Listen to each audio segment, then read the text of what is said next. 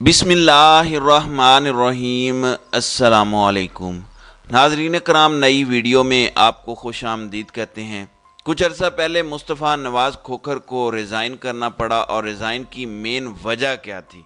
Main वजह यह थी कि उन्होंने आज़म सवाती का साथ दिया, जनरल बाजवा के ख़िलाफ़ खड़े हुए, इस्टेब्लिशमेंट के ख़िलाफ़ उन्होंने स्टांस लिया और इस सूरत हाल में उनको अपनी सेनेटरशिप गंवाना पड़ी।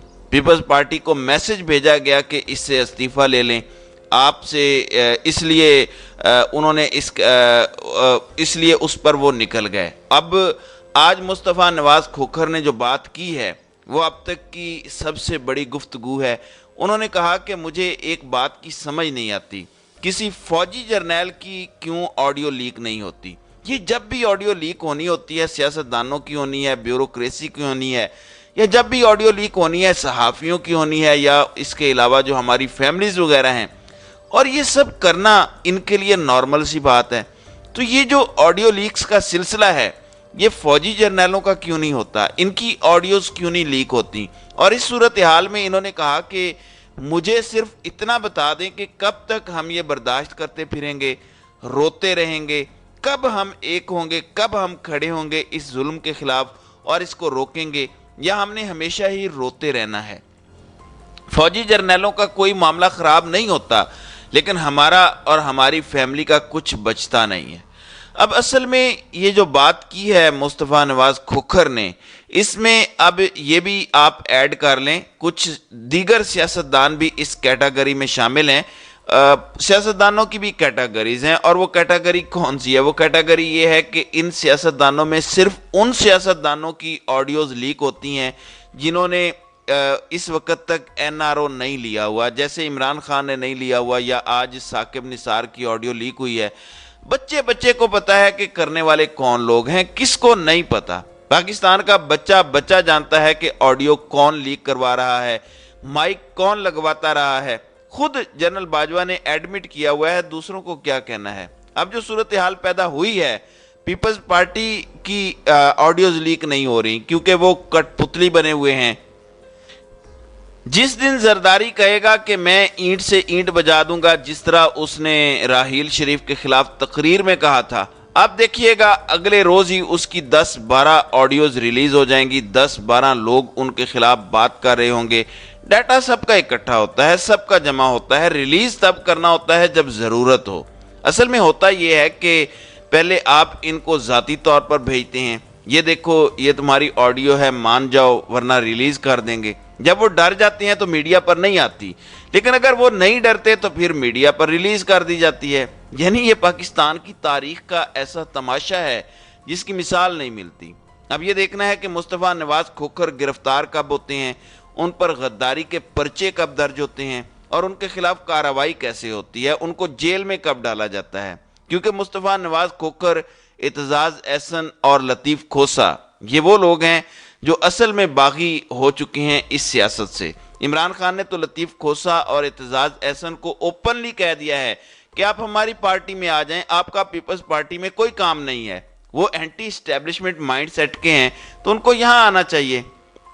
फिर देखें कल मौलाना तारिक जमील ने जो बात की, उन्होंने कहा कि मैं 70 साल जो है वो मेरी उम्र हो चुकी है, मैंने अपनी ज़िंदगी में इतनी बर्बरियत और जुल्म कभी नहीं देखा। छोटी छोटी बातों पर गद्दारी के फतवे कट रहे हैं और इसके बाद गद्दारी के पर्चे कट रहे हैं। फतवा बाज फैक्ट्री भी इन्हीं लोगों की है और गद्दारी दहशतगर्दी के पर्चे ये काट रहे हैं, मारा जा रहा है।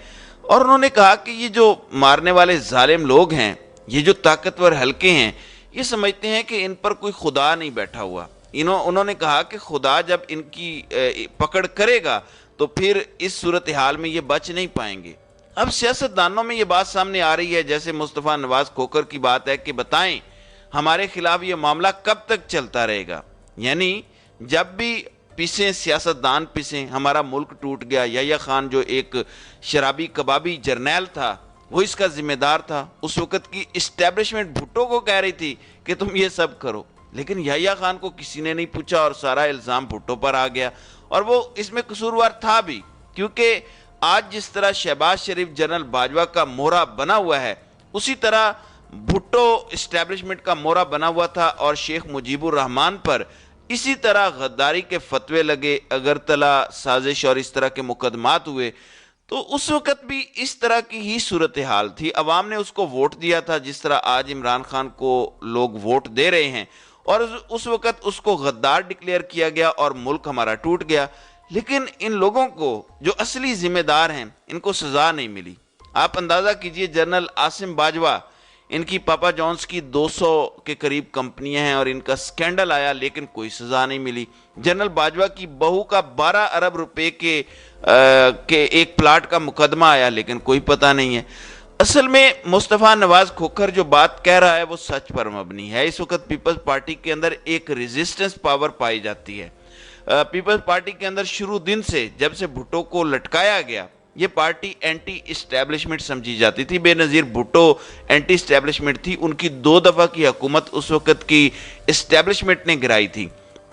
بے نظیر کا مائنڈ سیٹ مشرف کے ساتھ بھی وہ ڈیل نہیں کر پائی تھی، وہ یہ سمجھتی تھی کہ اسٹیبلشمنٹ ہمیشہ سے ان کے خلاف ہے۔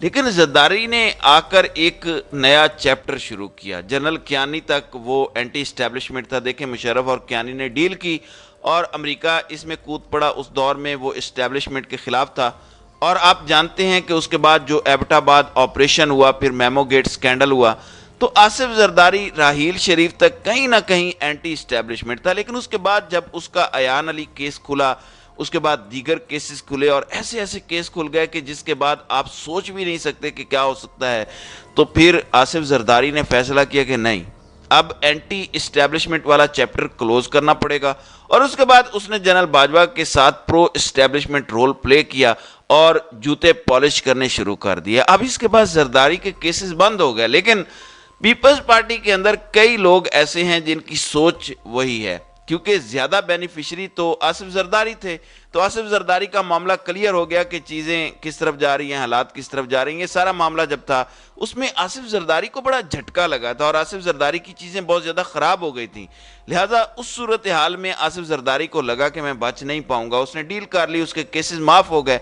لیکن پیپلز پارٹی کے اندر سوچ پائی جاتی ہے بہت زیادہ کہ کب تک یہ تماشا چلتا رہے گا۔ آپ جانتے ہیں کہ پیپلز پارٹی کے اندر یہ سوچ پائی جاتی ہے کہ ہمیں الیکشنز میں جانا چاہیے، کیا مسئلہ ہے، ہم کیوں نہیں جاتے۔ آصف زرداری کو بھی وہ دیکھ رہے ہیں۔ اب مصطفیٰ نواز کھوکھر ہوں یا دیگر، انہوں نے مستقبل قریب میں پی ٹی آئی جوائن کرنی ہے۔ اب یہ آوازیں پیپلز پارٹی میں بلند ہو رہی ہیں، جس دن یہ پی ٹی آئی جوائن کریں گے آپ دیکھیں گے ان کے خلاف کیس ہو جائے گا۔ عمران خان تو بار بار کہہ چکے ہیں اعتزاز احسن کو اور پیغامات بھیج رہے ہیں کہ پی ٹی آئی میں آ جائیں۔ اصل میں جنرل باجوہ نے زرداری کو کہا تھا کہ تم اعتزاز احسن کو پارٹی سے نکال دو، جب وہ آرمی چیف تھے۔